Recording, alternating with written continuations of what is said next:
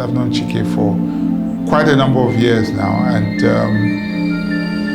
the interesting thing is when he came with the book and asked me to review it, my initial reaction was, I mean, having known him and what he's capable of doing, well, I knew he was capable of doing something really good. I was quite happy to take the book and review it, but I was also shocked.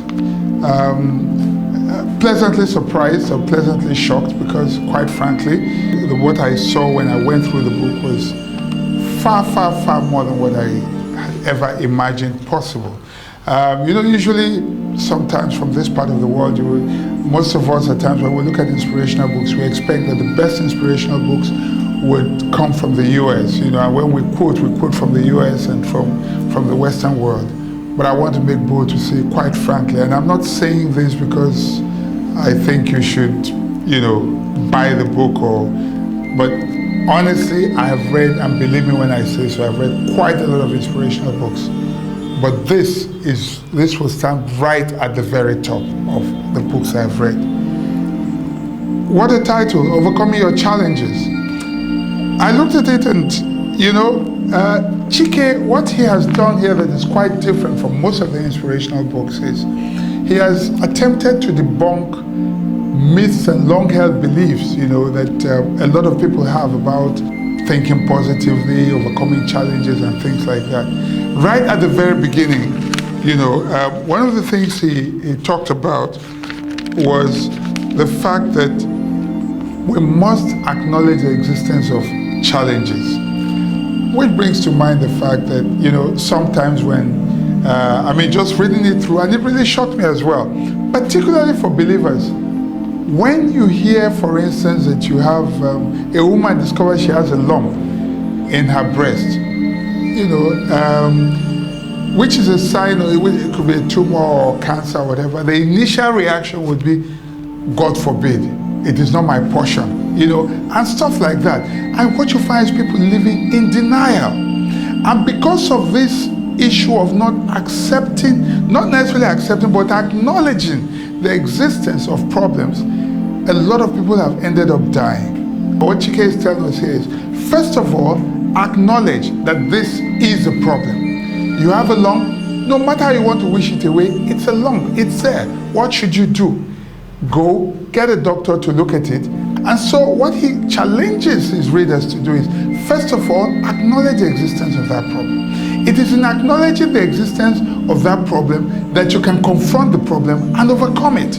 If you live in denial like the proverbial ostrich, obviously, I mean, that problem is just going to overtake you, overcome you, and God forbid, I probably be doing that language, kill you in the process. And that's what's happened to a lot of people. When people have HIV, initial reaction is, when they test positive, no, it's not my portion. If you have it, you have it. What should you do? The sooner you address the problem, the better, the sooner you can overcome it. The other thing he attempts to look at is the issue of, you know, overcoming financial challenges. Some people, because the Bible says, oh no man, and all that. So some people interpret or misinterpret it to mean that we should not borrow. America is one of the greatest debtor nations in the world today. What Chike attempts to tell us is this: but of itself and by itself, there's nothing wrong with borrowing. What is wrong is in owing people, having the money, and in refusing to pay. If, for instance, your child is supposed to do WAEC, a day to the closing time, you still don't have money, it makes sense for the future of that child, for your own sake, and for whatever is right, to make sure that you can get money from wherever it is, positively and honestly. If it's from your neighbor, borrow, so that you can secure that child's future. And then that child will do that, and eventually you get money and you pay. Borrow responsibly.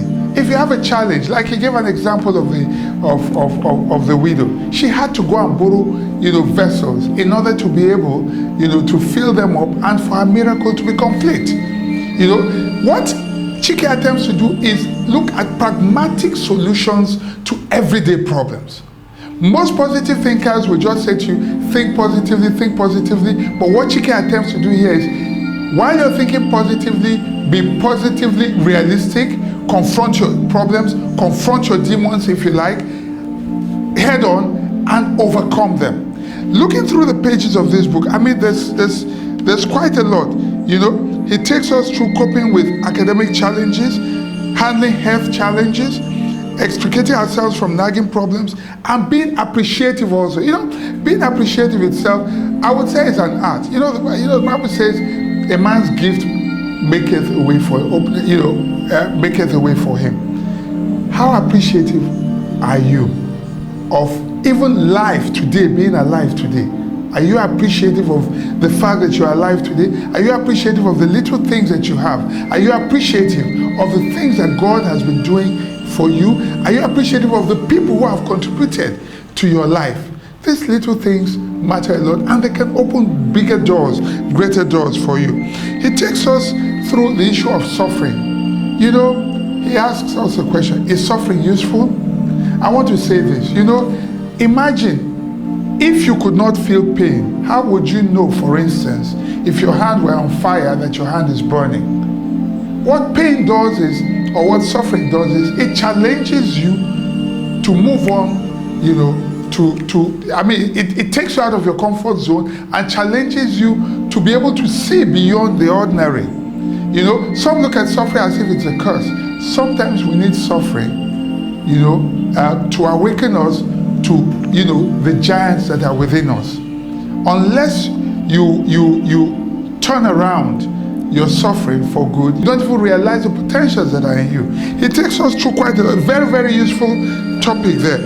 He also wants us to beware of pessimism. If you think negatively, you'll be overcome with negativity. If you think positively, that as you see yourself, so you will be. You know, pessimism never, I mean, some people celebrate negativity. It never takes you anywhere. It doesn't help at all. You know, he also makes us aware that we must accommodate what we cannot change.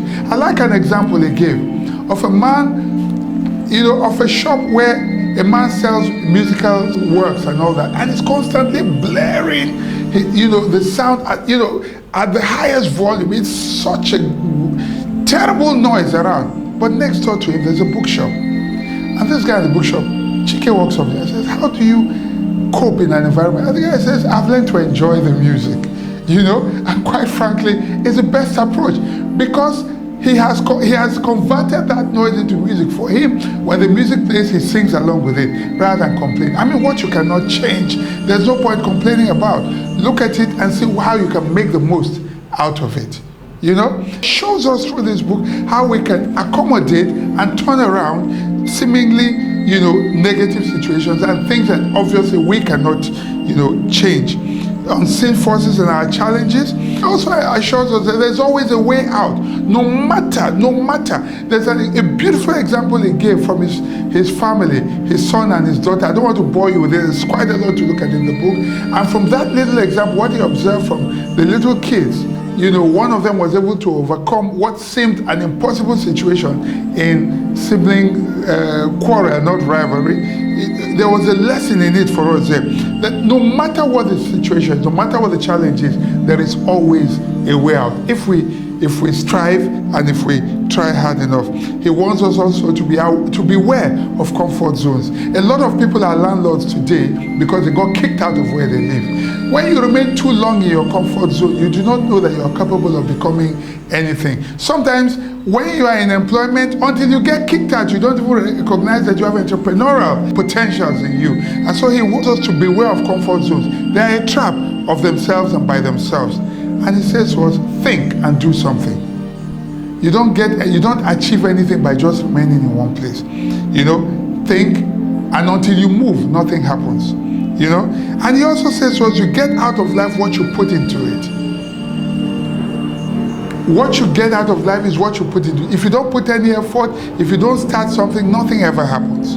You know, and he encourages us also to look beyond our immediate challenges.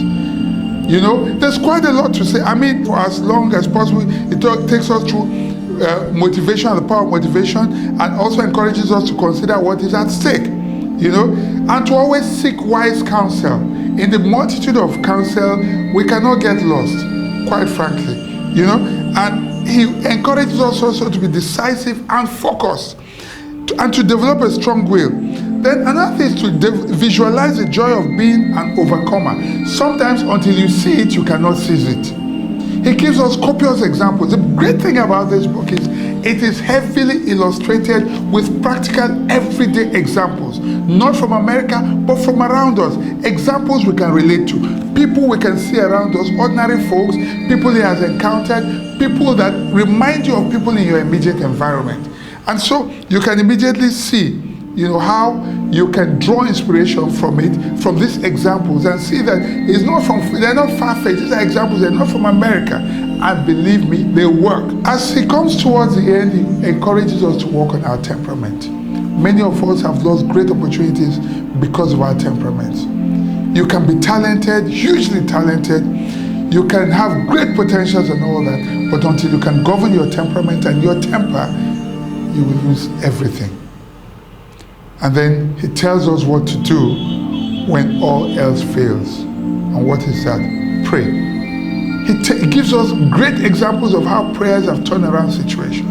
Because quite frankly, you may have done everything possible, but have you prayed? And it makes us understand that when all else fails, there is one power that never fails. When all else fails, there is a key, a master key that turns every door that seems impossible to open. And when we turn that master key, the key of prayer, when we look up to God, whatever the challenges are, there will be a way. I've looked at this book, and believe me, there's no way I could spend literally 10 hours just talking about it. I can't. I've simply just read from the table of contents, because if I were to go through it, if I were to even sit down and write, believe me, I would keep us here for hours. But I want to encourage you. You have nothing to lose. Pick up a copy of this book. In fact, pick copies. Anyone you know has great challenges, give them this book. And if their lives are not turned around, I personally challenge you, if you go through it from cover to cover, in fact, not even cover to cover, pick any page of this book. There are great nuggets of wisdom in it. I want to encourage you. Invest today in your future. Take a decision. Pick this book. Don't just pick it, read it. And if 1 year after now, your life has not turned around, return that book. I will personally refund the money that you have paid for this book. Thank you very much.